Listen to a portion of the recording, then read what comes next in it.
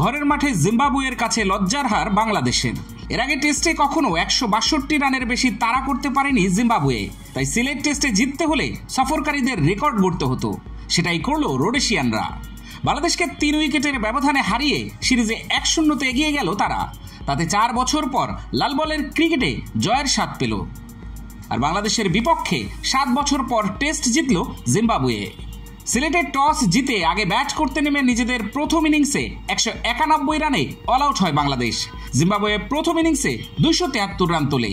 82 রানে পিছিয়ে থেকে দ্বিতীয় ইনিংসে ব্যাট করতে নেমে সবকটি উইকেট হারিয়ে 255 রানে থামে নাজমুল হোসেন শান্তর দল। জবাবে 7 উইকেট হারিয়ে জয়ের বন্দরে পৌঁছে যায় রোডেশিয়ানরা। 174 রানের জয়ের লক্ষ্যে খেলতে নেমে উড়ন্ত সূচনা পায় জিম্বাবুয়ে। 2 ওপেনার ব্রায়ান বেনেট ও বেন কারান রীতিমতো ঝড় তোলেন। বিশেষ করে বেনেট শুরু থেকেই ওয়ানডে মেজাজে ব্যাটিং করেছেন। প্রথম ইনিংসেও নতুন বলে কাউন্টার অ্যাটাককে বেছে নিয়েছিলেন তিনি। এবারও হাঁটলেন একই পথে, তাতে সফল।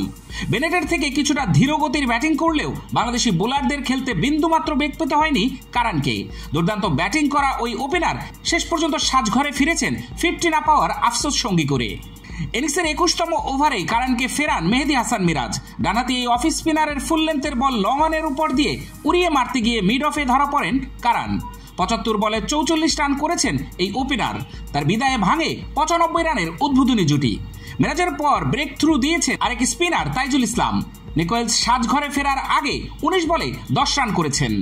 2 উইকেটে 117 রান নিয়ে চতুর্থ দিনের চা বিরতিতে যায় জিম্বাবুয়ে। বিরতির পর জ্বলে ওঠে মিরাজ। 31তম ওভারের প্রথম বলে শান্তর হাতে ক্যাচ দিয়েছেন উইলিয়ামস। মিরাজের বলে সাজঘরে ফেরার আগে তার ব্যাট থেকে এসেছে 13 বলে 9 রান। নিজের পরের ওভারে উইকেট পেয়েছেন মিরাজ।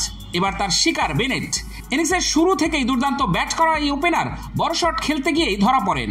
লঙ্গনে মুশফিকের তালুবন্দি হওয়ার আগে 81 বলে করেছেন 54 রান। চাপের মুখে সুবিধা করতে পারেননি অভিজ্ঞ ক্রেগ গারভি। তাইজুলের করা লেগ স্টাম্পের বাইরের বলে খোঁচা দিয়ে উইকেটের পেছনে ধরা পড়েছেন তিনি। অবশ্য শুরুতে আম্পায়ার আউট দেননি, পরে রিভিউ নেন শান্ত। তাতে দেখা যায় ব্যাট ছুঁয়ে বল জমা পড়েছে উইকেট রক্ষক জাকেরের গ্লাভসে।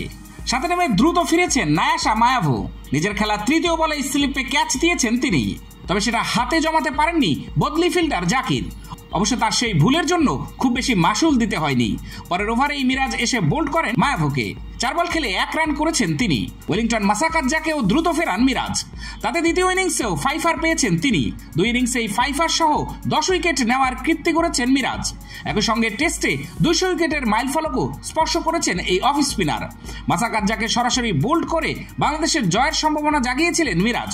তবে বাধা হয়ে দাঁড়ান এনগারাভা ও ওয়েলসি মাধ্যরে। তাদের অবিচ্ছিন্ন 13 রানের জুটিতে জয়ের বন্দরে পৌঁছে যায় সফরকারীরা।